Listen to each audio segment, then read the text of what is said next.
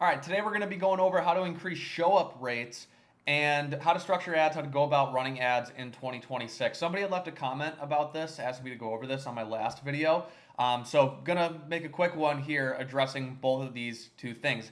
I think these two things are incredibly simple. I do not think that they need to be overcomplicated at all. So I'm going to keep this video pretty short, sweet, right to the point. I'm not going to put anything up on screen. I'm not sharing my screen, no crazy graphics or anything like that. Just direct, simple, right to the point. So first, we'll start with ads in 2026. Okay, if you're advertising, we're talking about Meta here. Majority of people are advertising on Meta. A ton of our attributed revenue every single month is attributed back to Meta. So we'll go here. So a little bit of context. Back in June, July of 2025, somewhere June or July, Meta rolled out the Andromeda update. And this was a huge algo update, okay, when it comes to running ads. And it really threw a lot of advertisers for a loop, and it still is. So gone are the days of, running a singular ad or like, 2, 3, 4, 5 ads that just print for you like all the time, or having a campaign and not, having to do much with it for, months at a time. The way that Meta now shows ads to its users has changed. So when you go back to Instagram or Facebook, you'll get served an ad and then content, and then an ad and then content, and then an ad and then content. You get the point. And basically, now you got to think, okay, so what is Meta's actual incentive? Their incentive is to keep people on the apps scrolling and engaging for a longer duration of time. And the only way that they can do that is by showing people new and diverse creatives consistently. So that way they're not just scrolling past stuff, closing out of the app or whatever. So when you see an ad and then an ad and an ad and an ad in between, your content that you're getting served, they're going to be different ads. They're going to be different ads. So this is why today you have to have like high volume creative output. So let's take for an example now. This is like let's just say you're a local service-based business, right? And let's say you build pools, okay? And one of your potential buyers is in market, and they're getting served pool ads. This is just an example.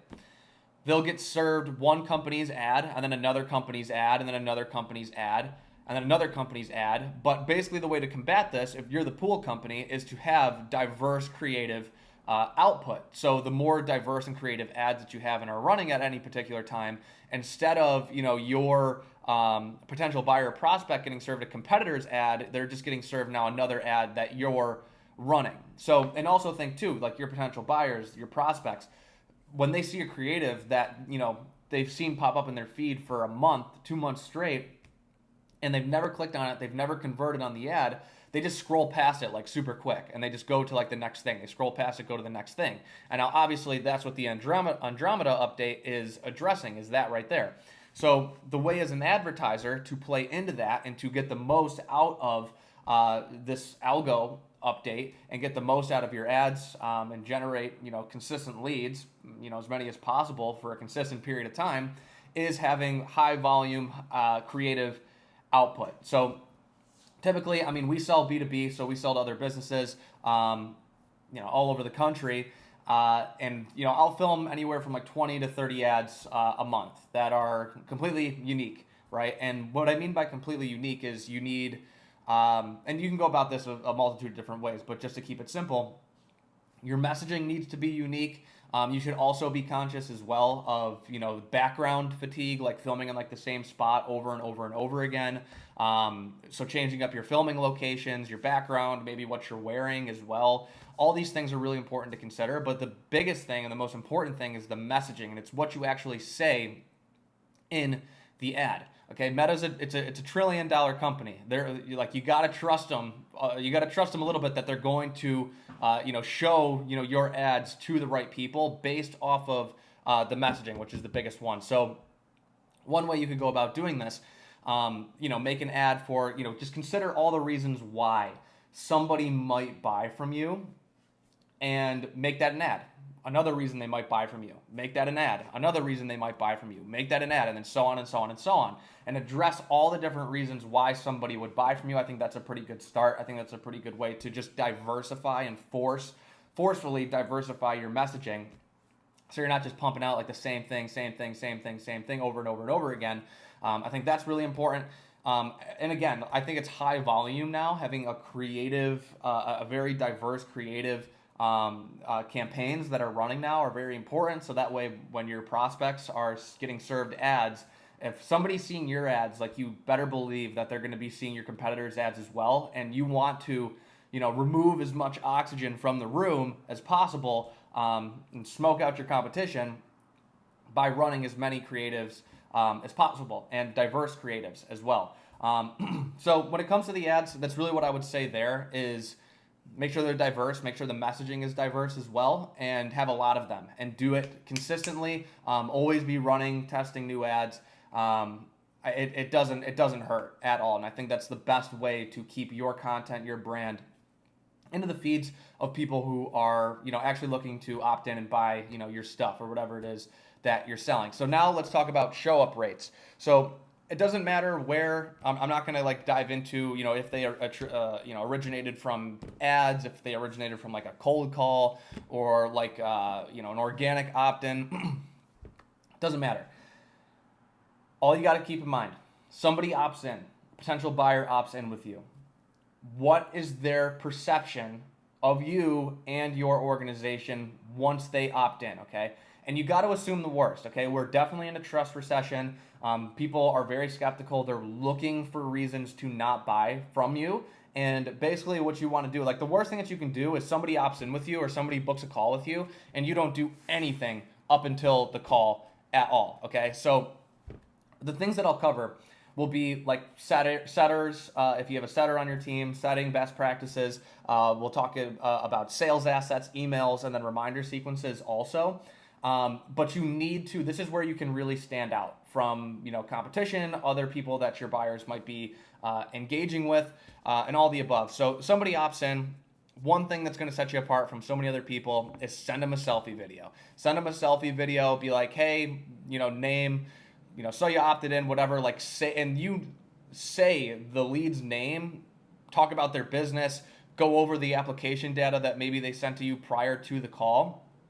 All of that is just going to personalize and tailor the sales experience accordingly to somebody who's going to buy from you. And people want that. People want, especially an affluent demographic, they want to have a personalized experience when they're buying something. And it's the easiest way for, you to stick out as well. So I think selfie videos, or if you send them a Loom video or something and you pull up their website, so then they know okay, this isn't some copy paste video. This guy's going over he just said my name, he's looking at my website, he went over everything that I just submitted to him prior to booking the call. All that kind of good stuff is really important as well. I also think, getting them on the phone prior to a call, if you're doing a 2-call close or a 1-call close, having a lights out discovery, lights out intro call as well, getting all the surface level qualifying questions that you would want to ask one of your prospects out of the way prior to a sales call, so that way you can have a much more efficient and in-depth conversation with that prospect. But also, now think about that prospect's perception of you. They're now thinking, okay, this guy is obviously sophisticated. This guy, he's approaching the situation. It's very custom to me, and that just builds a lot of trust. Consciously and subconsciously as well with your prospects. Sending them the right sales assets and trust assets as well. Sending them case studies, specific case studies that might relate to their situation, right? And tying it back to, and this is just, again, a service level example here. Say somebody opt in and be like, hey, just based off your application data, we literally, I saw it and it reminded me, of this client. And, don't BS that. It should actually remind you of another client that you've worked with in the past, and show them this case study and be like, this is what we did and helped, X, Y, and Z, this guy out. Very similar situation to you, whatever. I think that's great. I think hitting them with emails, answering frequently asked questions as well is very important also. Having reminder sequences, as simple as that sounds, which a lot of people still screw those up also. Somebody opts in, they receive hey, just received your info. Expect a call from, X, Y, and Z if it's a member of your team or if it's you, or say hey, this is blank and blank with, whatever your organization's name is. I'll be giving you a call at some point tomorrow. Just make sure it's going to be a good fit or something like that, right?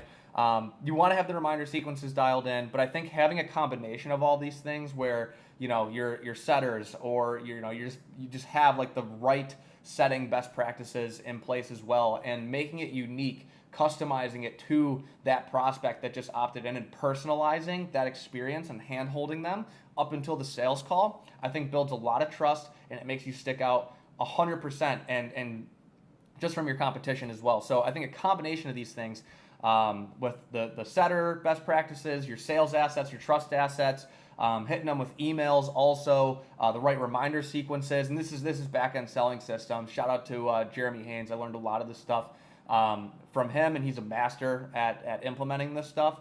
But yeah, that's what I would say. I think don't overcomplicate it. I think you can really dumb it down and simplify it if you just put yourself into the shoes of the person who just opted in with you. And you have to consider all the negatives, okay? Because just remember, they're looking for a reason of to not buy from you, essentially. So you have to approach the situation accordingly. You have to personalize it accordingly, and do everything you can to build trust, and to just bridge that gap, prior to the sales call. And I think if you put a little bit more just directed energy, and like intentional focus on that, point in your sales process from when somebody opts in to when the call actually occurs, I think you're going to notice a pop in your show rates. So again, that's pretty much it. 30,000 foot view on both those two things. Wanted to keep this as simple as possible. If you thought this was helpful, hit the subscribe button, hit the like button, drop a comment down below if you want to see anything else. But we'll see you in the next one.